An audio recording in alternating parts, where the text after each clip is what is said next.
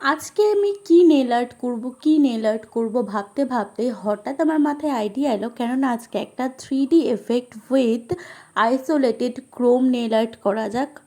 তো প্রথমেই কিন্তু আমি একটা পিঙ্ক কালারের বেস জেল পলিশ অ্যাপ্লাই করে 30 সেকেন্ড কিওর করে নিয়েছি। তারপর অ্যাপ্লাই করে নিয়েছি ম্যাট টপ কোট অ্যাপ্লাই করার পরে কিন্তু সেটাকে একটা সফট বাফার দিয়ে ভালো সুন্দর করে বাফ করে নিতে হবে।